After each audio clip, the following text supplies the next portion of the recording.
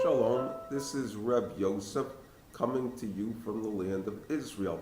This week is Parshas Thisa, and it opens with a pasuk that says Darsheni. Literally, you have to look into it, Doration, explore it.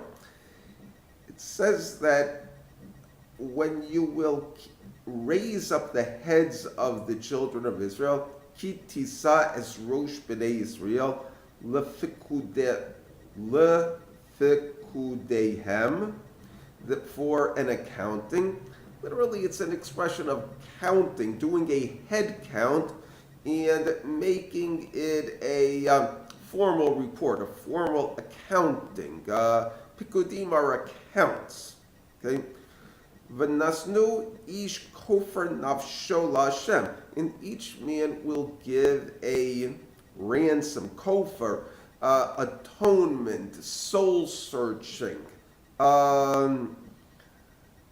expiation of guilt. These are all of the languages of kofer, Yom Kippur. Okay. Bivkod osam, when he accounts for them, v'lo yiyeh behem negav, and there will not be a plague. Bivkod osam, when he accounts for them. His language going from Hebrew to English can be stilted at times, but it's the language of what nations typically do. It's a census. One can ask, what does a census have to do with a plague? It later on will say that each man should give a half a shekel, a truma, for this ransom, and that what you're supposed to do is count the half shekels, and based on that, you could do a very quick and easy calculation and get the number of people who made the donation, which would be the population being counted. The question is, why do you have to go through this elaborate routine? Why can't you just say, count the people, and that's that? Okay? And the reason is because when you have a census, there is an aspect of taking stock, both nationally and personally. When you get the total population of the country, 6 million or 8 million or 300 million or a billion, often the number arouses feelings of pride and joy. You say, what a great nation this is. We finally reached a population of 10 million. And what, in addition to that, when the census taker comes and he counts you, you feel kind of important. The problem that you have with it is that when you start doing an accounting and thinking things over, well, you'll find out that the person himself has made his share of mistakes. The nation itself has made its share of mistakes, and perhaps the merits of the person or of the nation or the outweigh their demerits. So as a result, they come out looking bad. That's one aspect of it. There is an aspect that you could have a degree of pride and conceit. If you ask more than one question, and you're looking at economics, who is rich and who is poor, often a characteristic of census, the person who is rich may have a degree of condescension towards the person who is poor. Again, a bad meter. In addition to that, it may arouse jealousy. The commentaries explain that during a census, the administering the angels of the other nations will complain or object, and they say, "What is the esteem and greatness of Yisrael that they should have a number like that? We have idolaters here and we have idolaters there." So what you have as a result of that is an aspect of modesty and good behavior that should be inherent in the census. In other words, you're not actually counting the people, you're counting the money that they contribute, specifically charitable contributions. So you're looking at something that is extremely benevolent and good, rather than just focusing in on the person himself. The term pakad, it's used in connection with the sin of the golden calf when HaKadosh Baruch Hu forgives the Jewish people, but he doesn't forgive them entirely. Rather, he said, "Uvayom pakdi ufakadeti aleim chatasem." On the day of my accounting, I will account for the sins. The use of the word pokad, okay, in both verses invites a comparison, and the commentaries say that whenever there is a census of Yisrael, the sins of the golden calf are addressed. In other words, there are going to be some retributions. And the idea of judgment is also in the story of the census by David HaMelech, King David, in the end of the second book of Shmuel, where it simply says that HaKadosh Baruch Hu was angry at the children of Israel, and he incited their king against them, and he ordered a census of the nation. In other words, a direct head count. He did not go through this this legal fiction, so to speak. And there was a plague that took place. Same word, Negev, as I recall. It would seem, it's not that the idea of a census is, so to speak, a Kadosh Baruch Hu is calling for a day of judgment. It's more that the census is a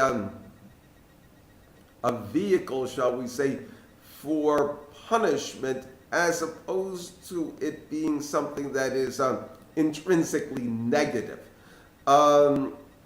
What you have subsequently is a plague.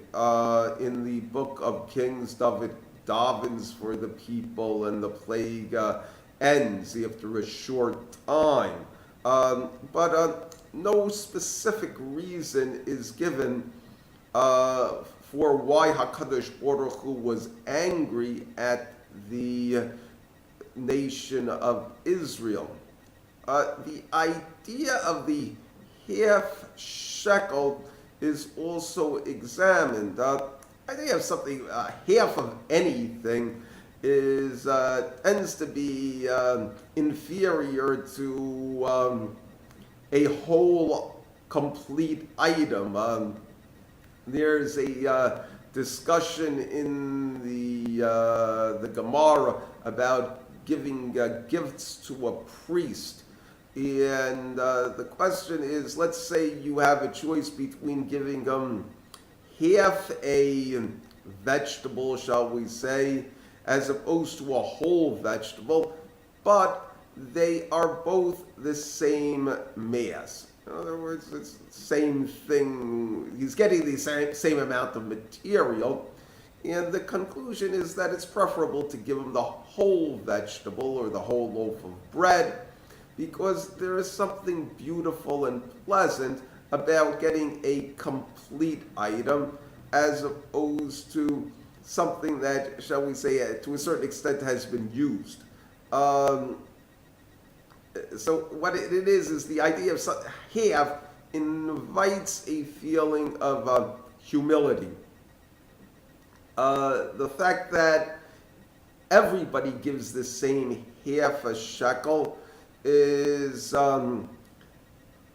what it does is it does not allow the rich man to take pride in his wealth in this state. He cannot, if you have one person who makes $1,000 contribution and another person makes a $25 contribution, the person who is making the large contribution may have feelings of condescension and pride in regards to the poorer person. He says, I'm a great guy, look at all this money I have. He doesn't have that much, he's not that important. This would be reckoned as a bad character and a sin in and of itself. Once you have everybody giving the same small amount, there really is no room for pride in it.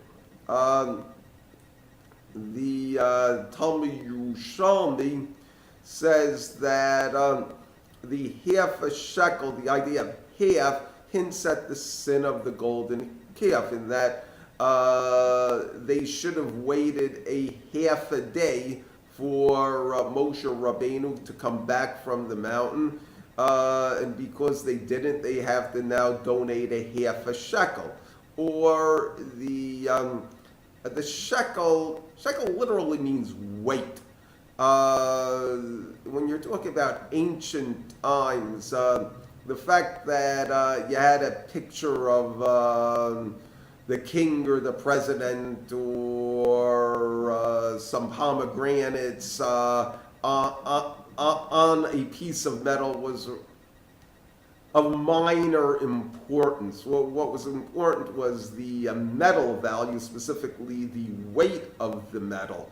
An ounce of metal. They used a term called geiras. It was based on a seed that had a very consistent size. So the weight was 20 geiras as opposed to 20 grams or 20 ounces. That was what 1 shekel weighed, 20 of these seeds. Half of a shekel weighed 10 geiras, and the number 10 becomes important because by the sin of the golden calf, it was a violation of the 10 commandments, in that the people, so to speak, rejected HaKadosh Baruch Hu as their rabbi, and they brought in another rabbi who was far inferior, a little calf that eats grass. That the idea of 10 being violated is also mentioned. They also say, in words of consolation, that the characteristic, see how merciful the one who spoke and there was a world, HaKadosh Baruch Hu, Baruch Shamar, that a man can redeem himself through money.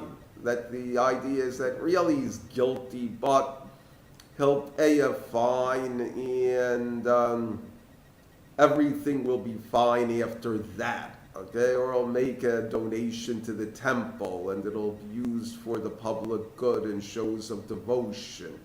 HaKadosh Baruch Hu will look on him favorably after that. The basic idea, though, is that when an evaluation is being made, especially one that is going to lead to pride, individual or national, or that it's going to cause the divine presence to rest on a person or to rest on a nation, that it should be done in a modest way. It should be a modest presentation. And it should also be one that showcases the merits of the people and the nation. In other words, that they do it in such a way that inherently the account and the counting is giving charity for the public benefit and a show of public devotion. Thank you. Good Shabbos.